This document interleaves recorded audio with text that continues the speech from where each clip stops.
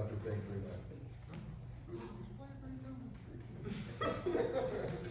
Wonderful. All right, comments from the GAs first. Give them one thing. Yep. I think you need to start thinking about what exactly you want your stick to say, because there are a lot a lot of moving gestures look nice and stuff, but when you hit it like this, an ensemble, like when you go boom and then move like this, you're telling the ensemble you want such an aggressive articulation there. And if they're true to following your stick, it's gonna punch and cut, maybe in a way that you're not expecting it to happen. These are good musicians in front of you, so they're going to play in the style that they know that you want, whether regardless of what your stick's saying, versus high schoolers and middle schoolers are just gonna do whatever they see. So when you punch and forcefully shake and then move up, they're going to emphasize the beginning of that measure, maybe in a way that you're not intending it to happen. So just kind of think about what kind of style do you want to show with the stick besides just the left hand, and have them work together, I think, a little bit more closely, and it might help shape your interpretation differently. And kind of piggybacking off of that, I think you should think more about when you want to do your big motions. You have a lot of movements that is using your full wingspan, all the way up here, and your arms are extended a lot. That creates a very muddled message to anybody that's looking for you for information. So your ensemble is going to start to think that they can't rely on you to get the information that they need, because you're one hand's up here, one hand's down here. Where am I supposed to look? So you need to really pick your moments when you're going to do something really big, and then you need to come back down and keep it. I think you would really benefit from thinking okay, where, I need to think more. And you have a great problem of you really have no problem of going outside of the box, but I think you need to think more inside of the box in a lot of moments to just communicate more with your ensemble and give them what they need, because they can get the style down really quickly, but I think when you get so big and you give them so much, and I think a good example, if you watch the start of the video,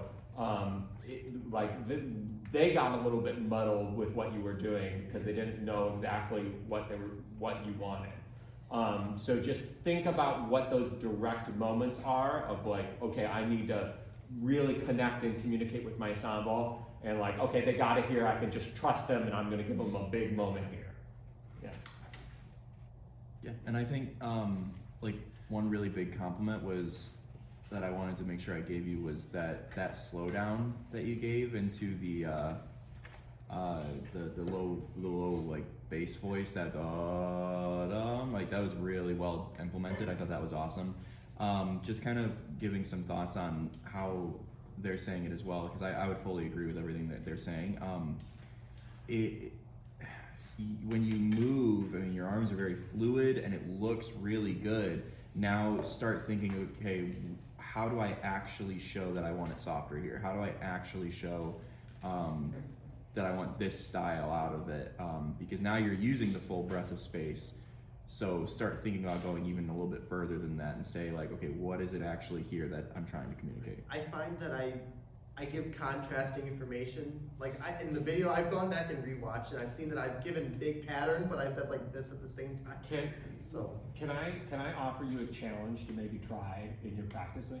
Try just keeping your stick normal and only showing stuff with the left hand. So I'm not saying do this all the time, but I'm saying you might benefit from maybe trying okay, I'm gonna just keep a 2 pattern in my right hand, and it's going to be that the whole time, and I'm only going to show things with my left hand.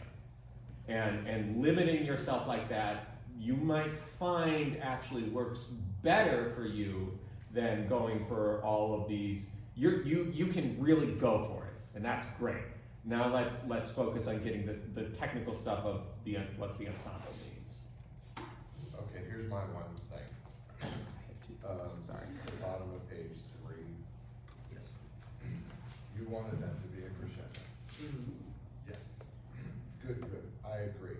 And they weren't doing it. So you went big too fast. Just be a little bit more insistent. you don't have to go any farther than that. And then, by the time you get to then you can make the big gesture to go, we're here. Yeah. I knew you knew where you were, but you were trying to get them to go, and they weren't going there. So the pattern was like here the whole time. Go, come on. Instead of, no, come on. No, come on. No, come on. Okay, you didn't, so here it is. Hey, make sense? Mhm. Yeah, good stuff, Chris. Good.